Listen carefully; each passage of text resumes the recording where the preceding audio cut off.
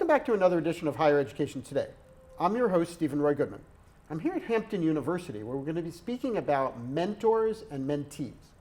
And I'm here with three guests: Laurie Jean Carter, who is a professor of English here at Hampton University; Cummins, who is a senior here at Hampton University; and Nesiah Banks, who's a junior here at Hampton University. Welcome to all of you. Thank you. Thank you for having us. Good to be here. Well, delighted to be here, and thank you for coming on. Laurie Jean, if we could start with you. You're a mentor to many students here, from what I understand. What does that mean exactly in your mind? What does it mean to be an effective mentor? It's a big responsibility. What it really means for me is to model behavior that they might want to duplicate in their respective areas. It means being able to give back, because I have also been mentored and seen the benefits of having someone to learn from while I'm working. And it really just means connections that are going to be able to last long after their time here at Hampton University. And you said that you've been mentored before. Yes. So what did you take from those experiences that you're trying to bring to students now? Just responsibility, being able to be a go-getter, understanding that in my career path that I had to always be intentional about the decisions that I was making and ensure that whatever I committed myself to, that I focused on completing that task, because it would represent me once I would leave. And so I try to instill that in the students that I work with now. Well, that's an interesting point, and maybe Kenya, Laurie, you just mentioned this point about being intentional. Mm-hmm. Do you agree with that, and how are you intentional, or do you try to be intentional? I try to be intentional. I think that genuine mentorships often come about just by being authentic and honestly very organically. So I try to just position myself in places where I know that I have a like-minded interest, or maybe I'll go to a speaker series or an event that they're hosting on campus where someone has something in common with me, and I'll try to stay a while after and just connect with them, let them know my journey, some about theirs, and see if we can maintain that connection further on. And that connection could be intellectual, it could be emotional, it could be about an idea. For me, we tend to have something in common. Either we're maybe from the same place, or maybe we just share the same passion for something. But I try to also learn about them so that we can build the connection deeper. And I often try to figure out what is one thing that I can perhaps offer to them, the same way that I am hoping that they can invest in me as well. And Nesiah, do you agree with that? I do. I think that it's very important to keep your mindset open in terms of whether or not you're willing to invest in another person versus them investing in you, or anything that they may have to give. A lot of times I've found myself wanting to be mentored by someone and not really knowing exactly what it was I needed from them. So in doing that, I ended up following the wrong types of people, not because there was something wrong with them, but just because what it was they were offering wasn't what I necessarily needed at that time. Well, that's an interesting point. So what it is that they're offering, how would you evaluate that? I like that question. I think that the way that I would personally evaluate that is, what am I looking for right now? What is it that I want to grow on with myself? And do I see the other individual as someone who's already achieved that? That would be my way of trying to evaluate that. Before, it was just more like, I don't know what I'm doing at all. Like, for example, adulting. Had no idea what it was I was trying to do, how to do that, and so I just held on to anybody who was just chronologically older than me. And that wasn't necessarily the wisest decision to make, because just because someone's older than you doesn't mean that they necessarily know how to make the right decisions in their own lives, and I've noticed that as well. Well, that is an interesting point. And Laurie Jean, what do you think about that issue about the generations? So do you think it's necessarily so that somebody who's older necessarily has more to say, or is it their life experiences that's so interesting? Well, I've met people who are younger than I am, and they've had much more life experience in particular areas than I have had. And so I don't automatically assume that someone is going to bring that knowledge with them. And that's what I said about being intentional. And, you know, you really touched on that, knowing what it is you want, where you want to be going. So if I, at this point in my life, want to maybe go out and continue writing, and I want to model or be mentored by another author, then that is going to be different from the work that I do at Hampton University. So I'm intentionally going out and finding someone who is doing or has already done what it is I want to do. Well, let's take that point if we can.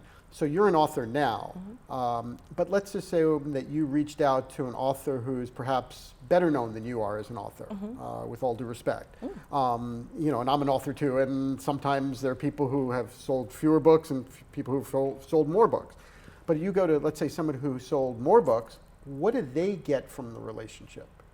Well, like I said, I think when we think of them as hierarchies, maybe we lose something. I do have a lot of relationships like that where I have friends who are much more successful and more well known in the writing world, but the relationship that they get from me is when I'm genuine. I am, you know, talented. They see that talent and they look at it as, hey, if I am working with Laurie, if I am in a situation where I need advice, or if I want her to read something and give me feedback as a reader, that she's going to be able to help me there as well. So it's not as if they see me as beneath them or not having as much information.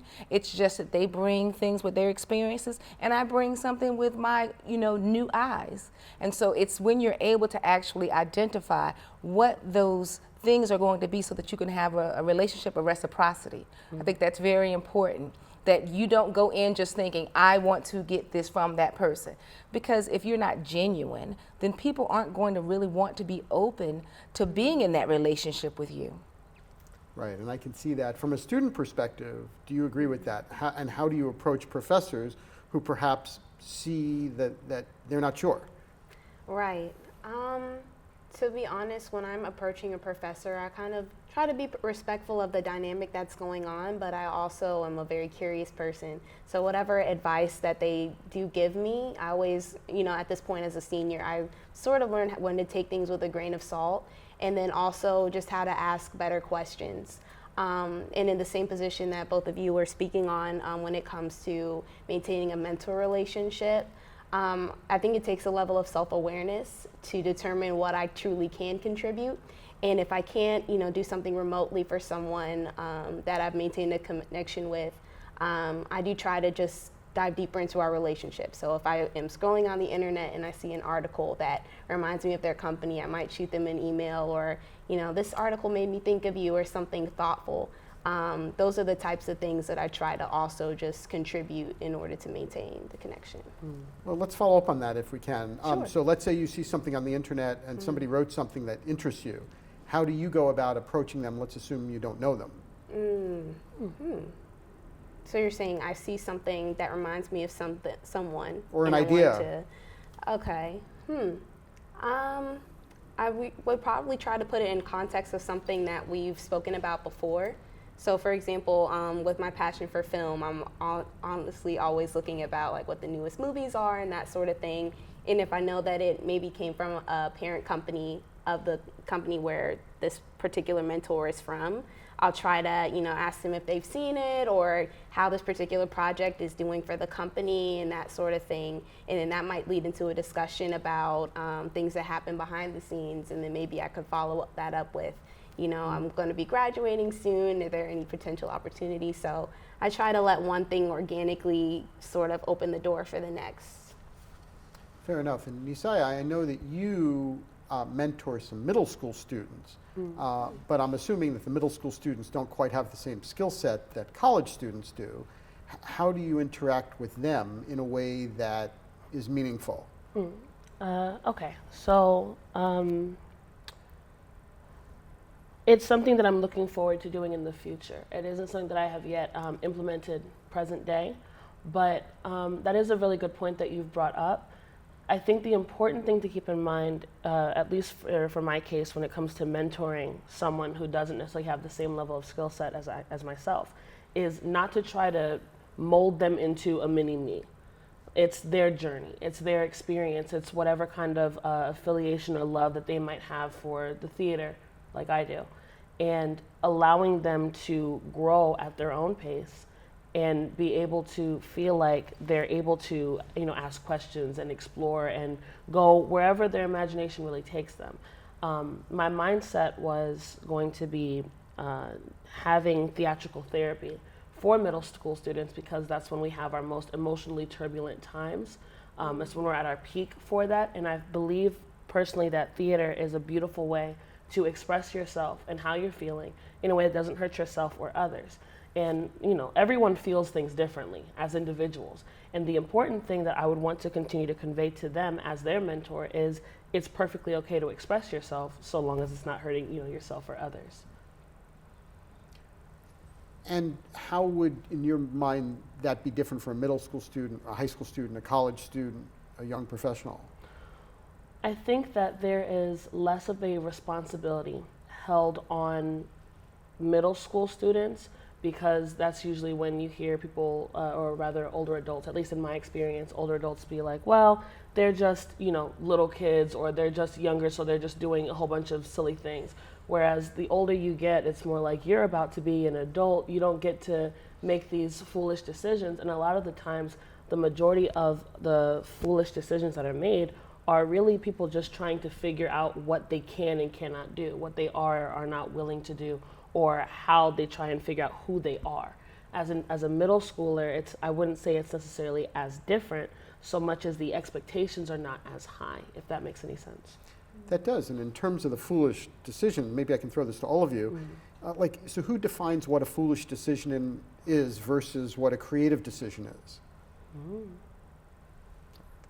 Well, I would think the outcome, oftentimes, when you see what you yield from that. But I would also think about the process that you go through.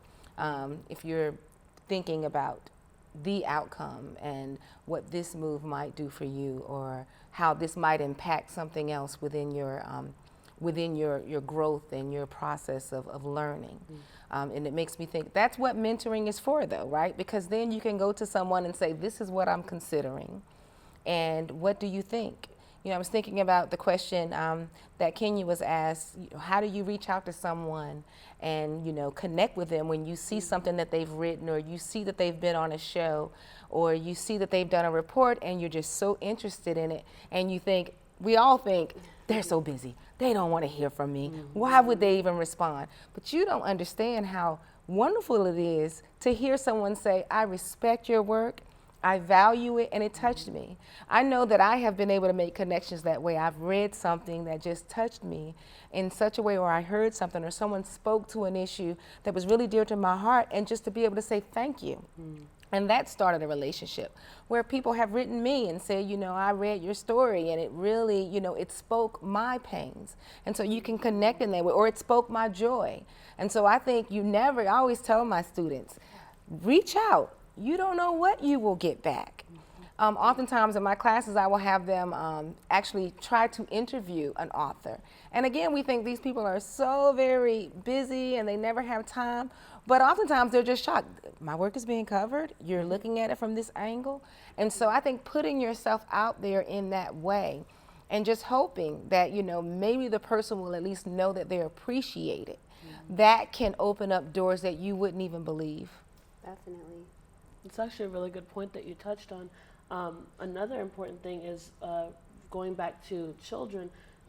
Adults have such a huge influence on the younger generation, to an extent which if an adult believes that this decision is foolish, then when they say that, the child is going to end up internalizing that and believing, okay, this decision is foolish. If I ask this question, I'm afraid that it's going to be a dumb question, because some adult at some point in time in that child's life has silenced them in that way. And I think that that's also what kind of pushes me to focusing on that emotionally turbulent stage, that peak, because that's when the children are saying things the most or doing things the most out of a emotional state. And for someone to come into a child's life and tell them, it's okay for you to ask questions. It's okay for you. Okay, so what did you learn from this experience? Okay, did it hurt you? Did it hurt the other person? And then moving forward that way will end up eliminating so much of the emotional trauma that can carry on into a young adult's life, to the point where they're afraid to reach out to someone and be like, hey, I'm curious about what your thought process was on XYZ, because I'm afraid that you're too busy. When you have adults constantly closing doors the moments that you are the most inquisitive, then it's so much harder to try and even ask if a door is open with someone that you don't know. I'm so glad that you like really honed in on the middle school group, because those are some of like, when I think back on that time, it was a lot of just, what is my purpose? Where do I want to go? And just searching for that guidance, particularly with film. You kind of look at this screen and you're like, the people on the other side of the screen, it just magically works out, but that isn't maybe something that's attainable. I've been volunteering at the Boys and Girls Club since I was a sophomore. And I tried to implement programs there that would give students there the resources to, do that sort of thing. And, I don't have too much myself, but what I do have is like a genuine passion for film. So I would bring my camera some days. We would do screenwriting workshops. And, you'd be surprised how much you can watch kids grow in just a couple years. And I just think back to like, if I was their age, I would have loved to, have someone like coming in regularly to spend time with me, ask me how my day was, and then also just giving me the opportunity to really see that you can put your dreams into action at a young age. Absolutely. Well, this is all really interesting, but there's one word that we haven't said yet, which is the Career Center, which is kind of interesting that it hasn't come up. I wonder why it hasn't come up. Well, when you say career center, as far as what we have at our university? This university or any other university? Well, I think because when I think of a mentoring process or a mentor-mentee relationship, I think one-to-one. And I feel like the Career Center has another job. A mentor relationship is you're supposed to meet here. This is someone who is either doing or has done what you want to do, or you're almost where they are, or maybe even trying to get to another level. So when I think of mentoring, I think of a one-to-one, but if you're talking about institutionally, definitely the Career Center would be a wonderful place for students to start to find someone, because they could be connected with other people on campus, or they can be connected with different companies. So that's probably why I wouldn't immediately go there, because most of my mentoring relationships have been from one person to another, and then I've gotten resources outside of that. I'm actually a Career Center ambassador this year. So I have the opportunity to sort of be a liaison between students that are looking for that sort of career guidance and then the actual formal Career Center. And we do offer a variety of student resources. You can come in and get your resume looked at, you can have templates for your cover letter. Of course, there is guidance as to different companies that are always coming in to do internships and that sort of thing. And you can schedule a one-on-one appointment to sort of have a consultation, if you will, with your goals in mind. But I think that it really does take the student operating maybe a little bit out of their comfort zone to explore their major and look at what events are happening. Is there a guest speaker that's coming? Are there going to be networking mixers and things that they can attend, and then try to just make those connections after and stay in talking with people. So I think the Career Center is there to help, but it also takes the student sort of exploring what their respective major or minor has to offer too. Does it? Sorry. Please. I think that for me, in terms of focusing again with the middle schoolers, I'm not necessarily going to be focused on the career path, mainly because I want to make sure that the children are able to learn about what it is they're passionate in. I think that the worst thing that could ever happen to someone is following a career option that isn't something that you're passionate in. That's how you find people who are so unhappy. But if you're being shut down at an early age on something that you're passionate about, then you're already thinking that whatever it is that you would want is no longer accessible to you. So if you have the passion there, then that's going to be your driving force to make all of your dreams come true. I've had certain experiences where the option was you either find a way or you forfeit the opportunity. And my passion was what drove me to find any way I could get into a car, any way I could get off the campus, so I could go and do whatever I need to do to make sure that on my end, my dreams would come into fruition. And that's from the support system that I've had up since I was, very young. But you also seem extroverted. Yes. How do we deal with somebody who's introverted, who might be a little intimidated by reaching out to that, either the Career Center or a potential mentor? I don't know.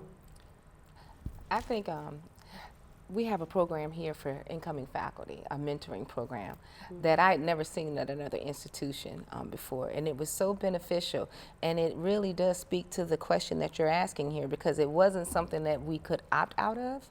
And I'm very glad of that, because for people who are maybe introverted, being, instructed, and I say allowed, because I think it was such a wonderful opportunity to actually have someone assigned to you, to mentor you, to answer any questions you might have, to not only help with the professional aspects, but even the personal ones in which you're acclimating to a new situation.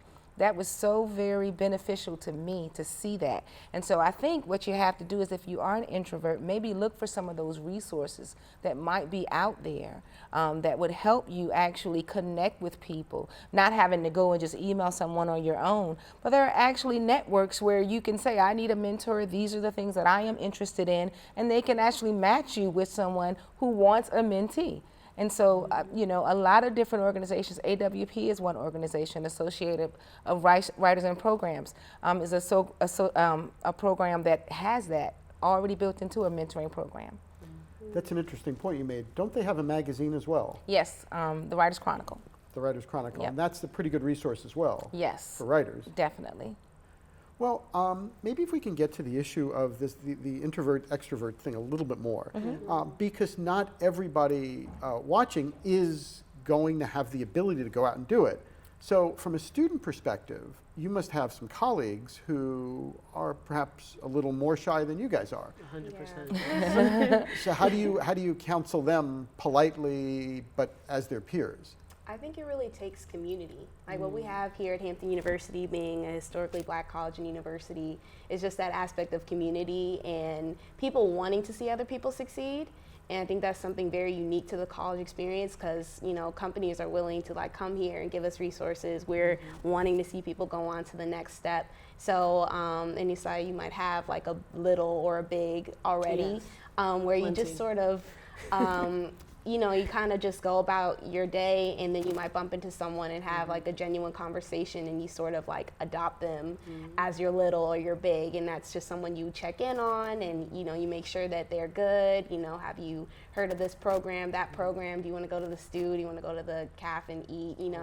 And just building a relationship. So I think community is kind of the foundation of all of it, because if you're willing to look out for someone, then you're most likely going to invest in them in a particular way to where they at least, sort of build that friendship with you, and then maybe it later can evolve into a mentorship, or you encouraging them to go and take advantage of resources that are there. Furthermore, I've actually, ironically enough, on this campus, I've seen introverted individuals be a lot more progressive in terms of achieving whatever it is they're trying to do, more so than extroverted individuals. I myself have a couple littles that are very introverted. They only talk to who they want to talk to, and when it comes to getting their money, they don't play. And it's very interesting seeing the flip side. Me as an extrovert, I tend to talk to a whole bunch of people and I try and have a network, but I also don't necessarily grasp the same type of entrepreneurial mindset that I've seen a lot of that's the culture of this campus. We have a lot of entrepreneurs. Thank you.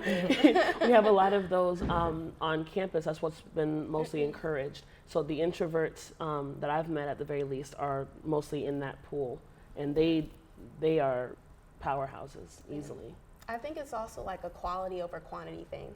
A lot of the times, we assume that extroverts are good because they'll always be able to go and make those connections. And I do love that we have so much entrepreneurship on campus, but I feel since we're kind of at a position where we're going to be starting our career, it is valuable to have that mentorship and have that guidance one-on-one. Not saying that you should work with somebody else, but know how to work with other people, and knowing how to know when you know what you know, and know what you don't know, if that makes sense. Yeah. So I feel extroverts also, can learn a lot from, just the same things that introverts may need. We all need to learn how to communicate with each other, work together, and be willing to admit the things that we don't know. And I would even add, a lot of departments have student organizations within them.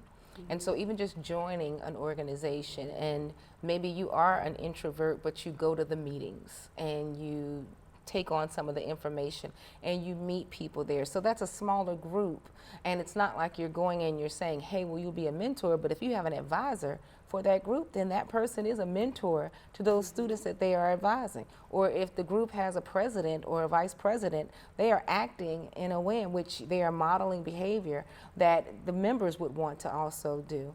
And so I think just opening yourself up, looking at different opportunities to connect with people, even within a classroom.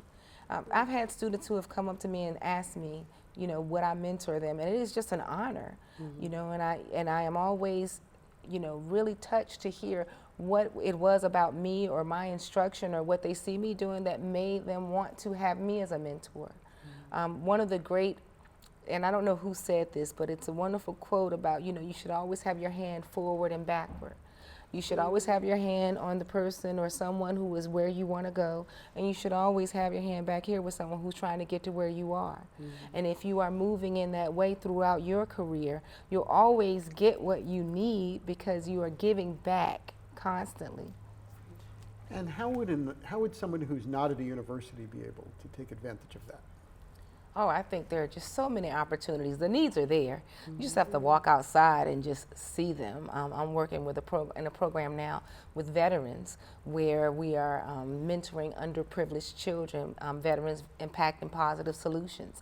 And these are veterans who got out of the military, retired, did their, you know, their due diligence in service, and now they are serving children in the community. And so all they needed to do was go outside and see there were some kids in some areas that maybe didn't have all of the resources, didn't know where the resources were, so they took the resources to them. And so I don't think it's difficult, especially if you want to be a mentor. If you just go to different programs, one of the things that I've wanted to do and have been able to do here is speak with some of the women's shelters and to go and speak with women who have been victims of domestic violence or who are, you know, displaced.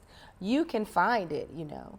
And if you really, like I said, if you're genuine in it and you want to give back, then there are many different opportunities out there for you. And what I found that has always fueled me is, you know that quote, be the, if you see a need or be the change you want to see in the world. I always think when I am wanting something or missing something in my life, if I try to give that to someone else, then I find that I get it too. And so I think that is, if you have a really good mentoring relationship and you're giving to someone, you will get it back. Well, that's a great way to end this segment. Thank you all very, very much for your time today. Thank you. Thank you. For having us. Well, thank you. If you would like additional information about Hampton University, please visit hamptonu.edu. If you would like to send a note to me at the show, please go ahead and do so at highereducationtoday@topcolleges.com. And thank you for watching. We will continue to bring you quality discussions about important matters in today's college and university world. I'm Steven Roy Goodman, and you've been watching Higher Education Today.